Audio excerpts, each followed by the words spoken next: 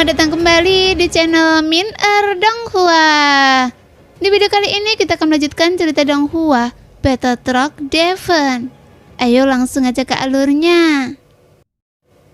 Pada saat ini wajah sosok itu terus berputar-putar dan sosoknya melayang dalam postur yang sangat aneh, seolah-olah dia hanyalah sebuah ilusi. Karena tubuhnya terkadang mengembung dan terkadang rata seperti bola. Meski begitu, kekuatan tempurnya cukup mencengangkan. Bahkan, dia berhasil mengalahkan Xiaoyan dengan keras. Melihat pemandangan itu, Ye Beijing dan Su Qian Taiji juga tampak tercengang. Meskipun mereka juga pernah melihatnya sebelumnya, tapi mereka belum pernah melihat kepala divisi kehancuran yang dirumorkan sejelas itu. Sekarang, wajah kepala divisi kehancuran tiba-tiba terangkat kembali. Kemudian dia mengangkat jari-jarinya yang sedikit terbuka. Setelah itu, sebuah gelombang muncul di kehampaan tiba-tiba mengembun dan langsung menyapu ke arah Xiaoyan dengan ganas, yang membuat sosok Xiaoyan yang tidak sempat bereaksi tiba-tiba terkena banyak pukulan yang sangat keras, yang menyebabkan seluruh tubuhnya terus berputar, menyemburkan kabut darah. Anda masih terlalu lemah, begitu lucu dan kejam. Tiba-tiba, sebuah tawa hangat bergema di kehampaan ini yang membuat bulu kuduk semua orang berdiri. Pada saat ini, sang ratu mengangkat kepalanya dan menatap wajah kepala divisi kehancuran dengan dingin, dan alisnya yang ramping seperti pohon willow sedikit berkerut. Namun jika dilihat dari tatapannya, sepertinya ini bukan pertama kalinya bagi ratu melihat kepala divisi kehancuran. Ternyata dia muncul lagi, gumam ratu perlahan. Pada saat ini, meskipun kekuatan tempur Xiaoyan tidak diketahui di level apa, tapi serangan Chang Meishi atau kepala divisi kehancuran bisa membuatnya sedikit malu. Hanya saja Chang Meishi sepertinya tidak berniat mengalahkannya. Segera Xiaoyan mengambil beberapa langkah dengan telapak kakinya ke depan dan bayangan kaki raksasa keluar terus-menerus untuk menekan Chang Meishi dengan ganas. Tepat ketika bayangan kaki raksasa menyelimuti seluruh kekosongan, semua orang yang berada di sini merasakan kekuatan pemusnahan yang sepertinya mampu menghancurkan segalanya. Namun sebelum bayangan kaki besar itu jatuh, Chang Meishi mengguncang tubuhnya dan langsung mengangkat telapak tangannya untuk menghancurkan semuanya. Sehingga bayangan kaki besar itu berubah menjadi langit berbintang dan menghilang. Melihat pemandangan itu, semua orang tercengang karena serangan Xiaoyan sepertinya begitu rentan terhadap metode yang digunakan Chang Meishi. Hei, ini sangat menyenangkan.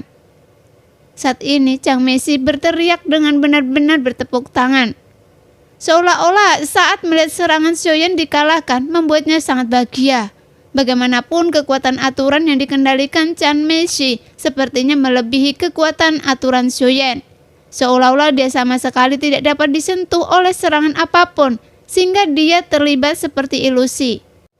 Tiba-tiba, Chang Meishi mengulurkan jarinya ke arah Xiaoyan. Seperti halnya Xiaoyan yang mengendalikan Suzu sebelumnya, yang membuat tubuh Xiaoyan sepenuhnya di luar kendalinya. Boneka, ya, inilah perasaan terkendali. Saya suka. Suara Chang Meishi semakin tinggi, bahkan ada nada kegilaan dalam suaranya. Saat Xiaoyan di bawah kendali Chang Meishi, anggota tubuh Xiaoyan tiba-tiba menari tak terkendali dan kemudian dia mulai bergerak melawan persendiannya sehingga mengulurkan bunyi klik dari tulang tangan, lengan, dan kakinya karena semuanya tiba-tiba terbalik dan kemudian kepala Xiaoyan juga mulai berputar sehingga wajah Xiaoyan tiba-tiba berbalik ke belakang seolah Xiaoyan benar-benar seperti boneka mainan. Sehingga tulang di tubuh Xiaoyan mulai patah, kulit di tubuhnya direnggangkan sampai batasnya, kulitnya robek dan darah berceceran di mana-mana. Bahkan darah menyembur dari mulut Xiaoyan yang mengeluarkan suara gemerisik. Pada saat ini, kekuatan Xiaoyan sepertinya telah melemah, tapi kesadaran Xiaoyan sendiri menjadi semakin jelas. Meskipun kesadaran Xiaoyan masih sedikit kabur dan tidak jelas, tapi Xiaoyan masih mengingat semua yang terjadi sampai sekarang. Jadi meskipun dia tidak bisa mengendalikan tubuhnya, tetapi ingatannya sangat nyata. Seolah-olah berada di antara kenyataan dan ilusi. Hanya saja selama tubuhnya di bawah kendali Chang Meishi, tubuhnya juga menghadapi keruntuhan, dan Xiaoyan tiba-tiba merasa telah mendapatkan kembali kendali atas tubuhnya sendiri. Merasakan itu, Xiaoyan mengutuk dalam hatinya, karena sekarang dia kembali dalam situasi putus asa lagi. Tapi dia juga merasa, meskipun Sun Sang telah mengembalikan tubuhnya kepada Xiaoyan, tapi bukan berarti dia akan berada dalam situasi sulit untuk menyelamatkan dirinya sendiri. Karena meskipun sekarang Xiaoyan tidak memiliki kemampuan untuk menerobos situasi saat ini, tapi kekuatan Sun Sang belum hilang. Jadi meskipun Xiaoyan terluka parah saat ini, tapi dia samar-samar bisa merasakan bahwa dia memiliki kekuatan yang sangat kuat di sampingnya. Dan kekuatan ini sebenarnya bukan miliknya sama sekali. Namun Xiaoyan tidak bisa menggunakannya untuk saat ini, sehingga dia tidak memiliki kekuatan untuk melepaskan diri dari kendali Chan Meishi sepenuhnya, yang menunjukkan kekuatan besarnya tidak mampu mengalahkan sosok aneh ini. Pada saat ini, Xiaoyan tiba-tiba memiliki ide yang berani di benaknya. Apakah makhluk hidup alam dewa kekacauan tidak memiliki aturan, sehingga mereka dapat membunuh makhluk-makhluk di dunia sesuka hati? Jika tidak, maka memikirkan hal ini, Xiaoyan mengambil keputusan untuk memverifikasi tebakannya. Segera energi yang sangat besar mengalami kegelisahan tiba-tiba menyebar dari tubuh Xiaoyan, yang membuat seluruh tubuh Xiaoyan menjadi panas. Seolah-olah Xiaoyan tidak dapat mengendalikannya, sehingga akan bisa meledak kapanpun. Apa yang sedang Anda lakukan? Berhenti, ayo cepat berhenti, jangan lakukan itu. Pada saat ini, Chang Meishi tiba-tiba berteriak dengan suara yang penuh dengan ketakutan, dan dia segera membuka tangannya untuk menghentikan semua gerakan Xiaoyan yang ingin meledakkan diri. Melihat dan mendengar itu, Xiaoyan mencibir. Seperti yang saya harapkan, seharusnya ada aturan di alam dewa kekacauan, bahwa Chang Meishi tidak bisa membunuh orang begitu saja. Xiaoyan mengucapkan selamat. Pada saat ini penampilan Xiaoyan juga berangsur-angsur pulih dan fitur wajahnya juga berubah secara diam-diam. Saat dia berbicara, Xiaoyan melangkah maju dengan telapak kakinya dan bayangan kaki besar dan menantap yang dia tunjukkan sebelumnya bergegas turun. Pada saat ini Xiaoyan juga cukup terkejut karena dengan kekuatannya yang sebenarnya mustahil baginya untuk melakukan serangan sekuat itu.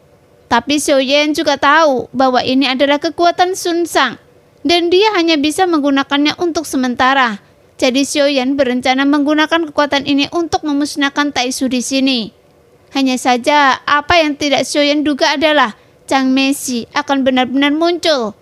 Tapi Xiaoyan juga tidak tahu bagaimana dia bisa mengetahui keberadaan Chang Meishi. Bagaimanapun, karena pada saat itu tubuhnya di bawah kendali jiwa Sun Sang sepenuhnya. Dan baru sekarang Xiaoyan bisa mendapatkan kendali atas tubuhnya sendiri.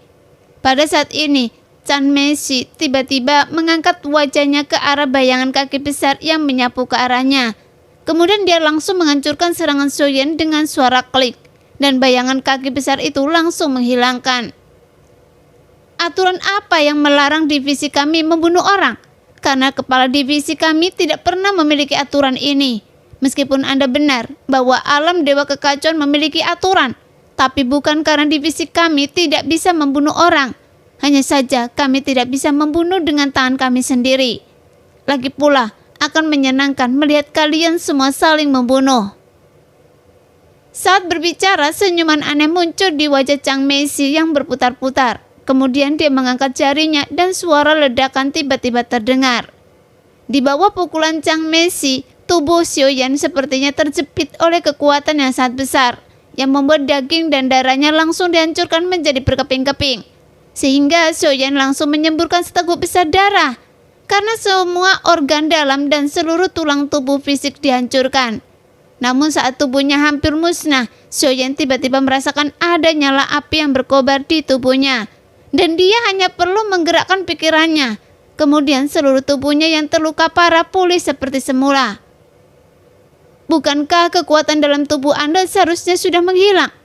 Sejak saya mengambil tindakan, apakah kehendak Sensi ingin bercampur tangan dan itu melanggar aturan?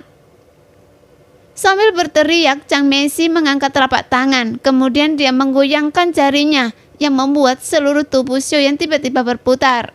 Tapi dia tidak langsung memusnahkan Xiaoyan. Sekarang, Xiaoyan selalu berada dalam situasi cedera serius dan hampir mati. Tampaknya Jiang Meishi melakukan itu sampai kekuatan yang sangat kuat di tubuh Xiaoyan benar-benar hilang. Pada saat ini, jubah hitam Xiaoyan telah lama basah oleh darah, tapi Xiaoyan juga bisa pulih berulang kali. Bahkan dia tidak pernah menundukkan kepalanya, karena Xiaoyan merasa bahwa Jiang Meishi tidak akan bisa membunuhnya.